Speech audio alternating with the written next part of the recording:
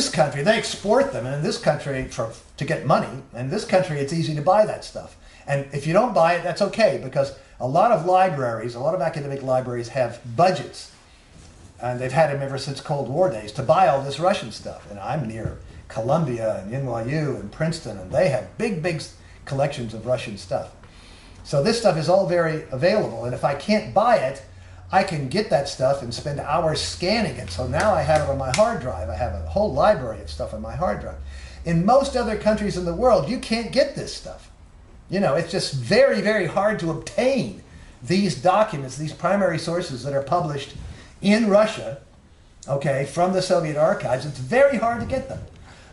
One of the things, it's becoming a little easier because, as you may have heard of, there are these sort of outlaw sites sponsored by websites sponsored by Russians, run by Russians, where they illegally scan books and make them available to you to download. I've gotten a lot of great stuff from them.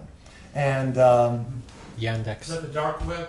Well, it's no, yeah, Yandex is a search engine. I'm talking about some other sites, but I can tell you what they are. But no, it isn't really the dark web. It's just that they, to hell with copyright, they just scan these books. But in general, it's hard to get this stuff.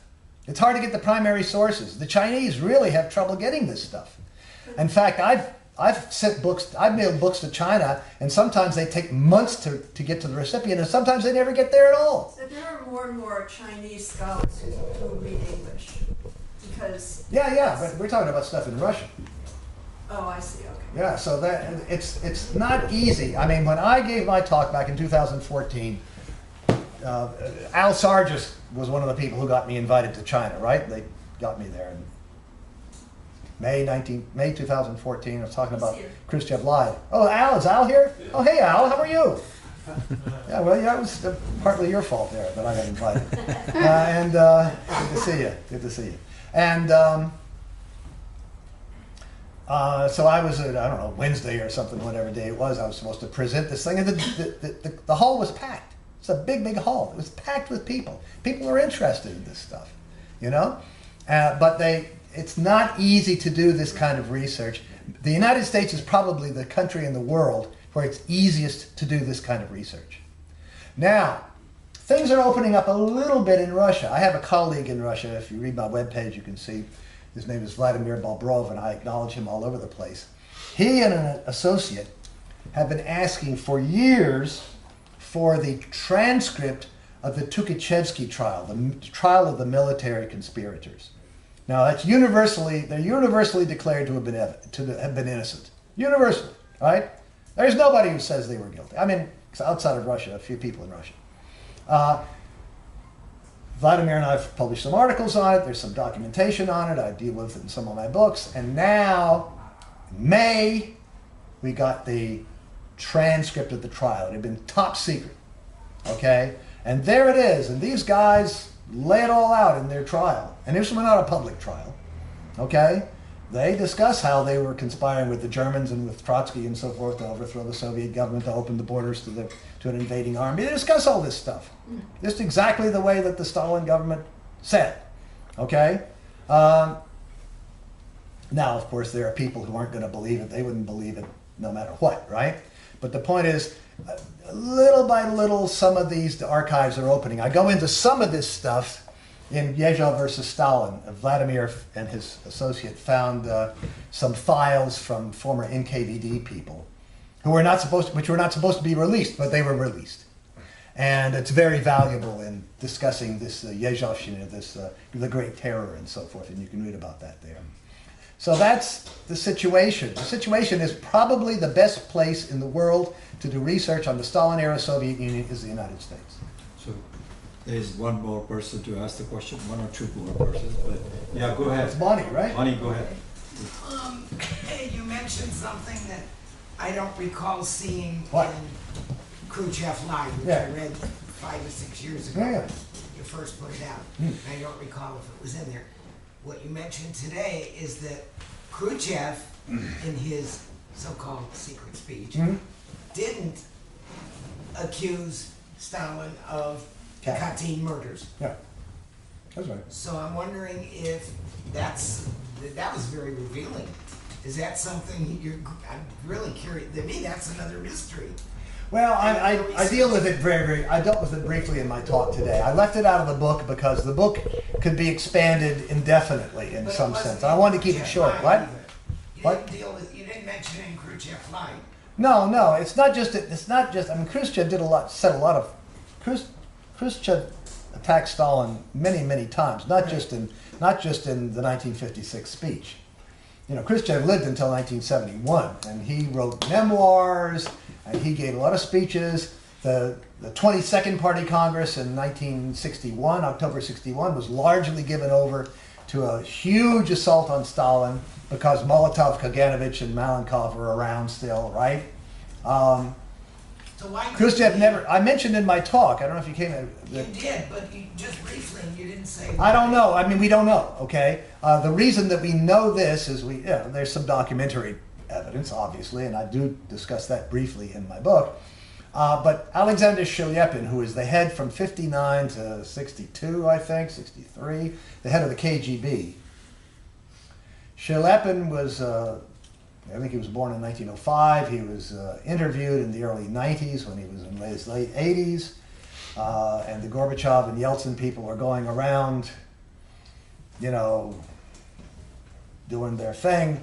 They interviewed him, and he said that he, because in this closed packet number 1 there's a document written by him and signed by him, by Shelepin. And Shelepin said yes, he was aware of this. He was aware, and he had a friend. He's a friend, and I do mention this in the book. He had a friend who was interviewed, a younger friend, who was interviewed a number of times, who said, yes, Shelepin discussed, back in the 60s with me, discussed the Soviet murders of these Katyn prisoners. So Shelepin believed it. Shelepin believed it. And I do go into that a little bit, okay? But this friend of Shelepin said, and I have his name in the book, this friend of Shelepin said, but Khrushchev did not want to publicize this. He didn't want to, I hypothesize in the book, we don't know, Khrushchev didn't say, but I hypothesize in the book because Khrushchev was in the Politburo at that time. So if he had said that the Politburo gave permission, you know, approved the shooting of all these Poles, right, in 1940, March 1940, and then they were supposedly shot in April and May, then Khrushchev would be guilty too. And he was still around, right? So he didn't want to take the rap. So that's a theory. We don't really know. We don't really know. But the point is, it didn't. The point is, the real point is, it didn't happen. But when, and I do point this out in the book, when Gorbachev decided, Gorbachev and company decided to frame Stalin for this, they took this file of documents which had been prepared under Khrushchev, which was still in existence, and used them and then added to them. And I go into that in detail in the book because that's a real flaw in the Gorbachev story. So I go into that. So maybe that's why. I mean, we don't really know why Khrushchev didn't do it, but that's a good guess. Okay, why he didn't blame Stalin for it, because it would have been inculpated himself as well. Murrah? Okay, so I think we have, he didn't get a chance last time. I mean, so we'll go to the people who have not had a chance to ask the question for the pastor. So go ahead. Yeah. So we have only about 3 minutes to Yeah. keep it brief. My name is Carl. If this is going to be on YouTube, I'll make it short and Yeah. not mention names. Let's see. I grew up in the 1950s in Oakland, and I went to UC Berkeley. I was in the 3rd year of my master's program in sociology, and I got a draft notice. And this was late 65, early 66, and I didn't know much about Vietnam, but I filed as a conscientious objector, got a job in Canada. I was so lucky. And so I never actually got a draft notice, but I was in Montreal for 3 years. And by the way, in the first academic year, I was in that march in New York City. April of 67? 67. Yeah, anyway. Montreal was amazing because there's so many left-wing people of different stripes living there. I mean, it was a real education. Yeah. After I was in Montreal for 3 years, I went to Europe on a tour, and I went into Hungary. Some of my students in Montreal were Hungarian refugees, but they still had contacts back in Hungary. So I met people who were in the party, and you know, Yeah. looked around. Also went to Yugoslavia, so you have an independent socialist country. Anyway, the only point I want to make is that I have minimal experience of a communist system, but I saw things with my own eyes. Also went to Cuba in 1980. Here's my point. I didn't think much about Vietnam for years and years. I knew how I stood on it. And when Ken Burns' series came out last September, October, the recent one, yeah. I started to watch it. Ken Burns, oh, it must be good, PBS. And I said, in the first 5 minutes, I said to my wife, this is not right. Anyway, it's a long story. I've been trying to do a critique of it, and that involves, if they were only 200-page books, it'd be wonderful. But I hadn't read anything about Vietnam in years. So I come up with these 700-page books and 695 pages and so forth. To summarize what I'm trying to say here, I think everybody was under the sway of the Cold War mentality, and the Cold War was anti-communism was like a national religion. It's the closest thing that we've had in this country to a state religion, and I studied part of that in the ensuing years. And when you go back to the 1940s, the late 1940s,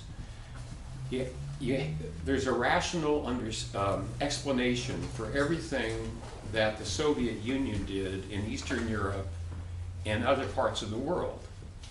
And remember, in 1941, when the German forces invaded the Soviet Union, alongside of them were the Romanian army, the Slovakian army, the Hungarian army. There were like 10 Italian divisions. There was even a division from Franco's Spain. There may have been a unit from Vichy France, There's the Belgians, and so forth. Belgians, the Finns, Hungarians. So at the end of the war, after all the sacrifices that the Soviets have made, what they wanted was to have neutral countries on their borders, not antagonistic countries. They wanted a demilitarized Germany, and they wanted reparations. And most of what they did can be explained by those three motives. But in the 1950s and 60s, if you tried to talk about that, oh, you're a dupe of Moscow. You're a communist agent because you're suggesting that there can be a great power motive behind their activities. And the Cold War was in full sway, the anti-communism. And what anti-communism, the way it makes its appeal to the general population, is all the things you're talking about the accusations against Stalin, and then the idea of Soviet aggression in Eastern Europe. And then you look at the Chinese Revolution and they say, oh, land reform, millions of deaths. And when you come to Vietnam, they've picked out